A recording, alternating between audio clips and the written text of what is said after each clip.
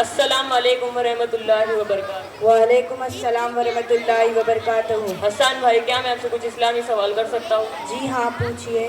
क्या इसाले सवाब करना जायज़ है और इसका क्या मतलब होता है? इसाले सवाब का मतलब सवाब पहुँचाना है, यानी किसी मैयत को किसी नेक अमल पर सवाब बख्शाना। इसाले सवाब करना जायज़ है।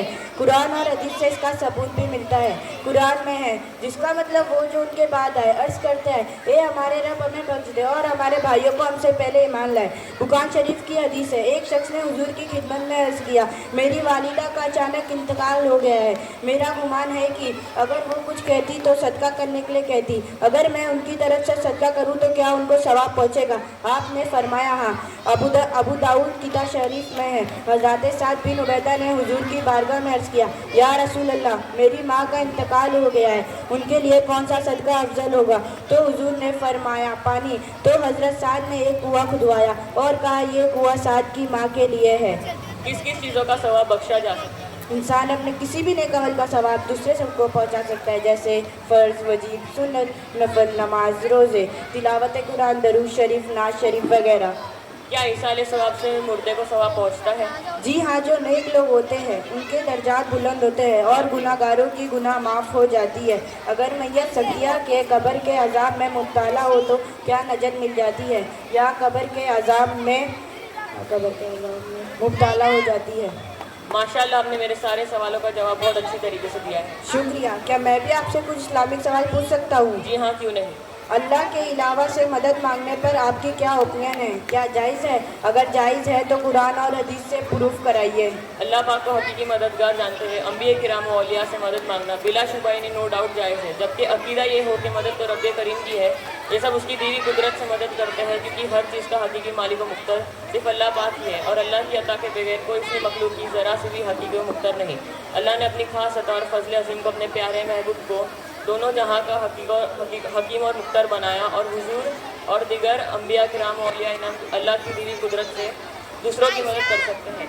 अल्लाह का फरमान पारा नंबर 28 सूरह तहरीम आयत नंबर 4, तो बेशक अल्लाह उनका मददगार है और जिब्राइल और नेक ईमान वाले और इसके बाद फरिश्ते मदद पर हैं। इस आयत में अल्लाह के अलावा अपना फरिश्ते और नेक ईमान वाले के मददगार होने का जिक्र है।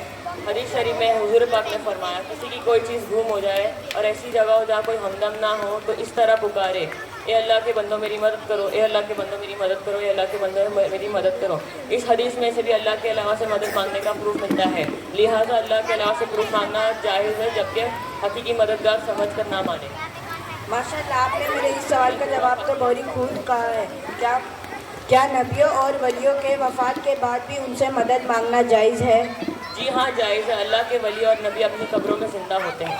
इस पर क्या सबूत है कि अल्लाह के वली या नबी मदद उनकी वफ़ात के बाद भी मदद करते हैं? कोई वाक़या है तो बताएं।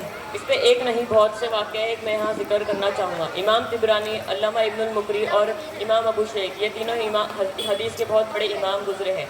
ये तीनों एक ही ज़माने में मदीना में हदीस का इल्म हासिल करते थे। एक बार इन दिनों पर ऐसा वक्त गुजरा कि इन दिनों के पास खाने को कुछ ना था। रोज़े पर रोज़े रखते रहे, मगर जब भूख से निढाल हो गए और हिम्मत जवाब दे गई तो ये तीनों ने हुजूर की कब्र मुबारक पर हाजिर होकर फरियाद की, या रसूल अल्लाह, हम भूख से बेताब हो चुके हैं। एक तो आस्ताने मुबारक पर ही बैठ गए और कहने लगे, अब यहाँ पर मौत आएगी या रोज़ी, अब यहाँ से नहीं उठूँगा। और बाकी दो लोग अपनी कायमगाह पर लौट आए। थोड़ी देर बाद किसी ने दरवाज़ा खटखटाया। दोनों ने जाकर दरवाज़ा खोलकर देखा तो अलवी ख़ानदान के एक बुजुर्ग दो गुलामों के साथ खाना लेकर हाजिर हुए हैं और कह रहे हैं, फरमा रहे हैं, आप सल्लल्लाहु अलैहि वसल्लम ने अभी मुझे अपने ख्वाब में अपनी ज़ियारत से मुशर्रफ फरमाकर हुक्म दिया कि मैं आप लोगों को खाना पहुंचा दूँ, इसलिए मुझसे जो कुछ हो सका मैं लेकर हाजिर हूँ। सुभान अल्लाह, अल्लाह किस तरह से अपनी गुलामों की मदद फरमाता है। अस्सलाम वालेकुम।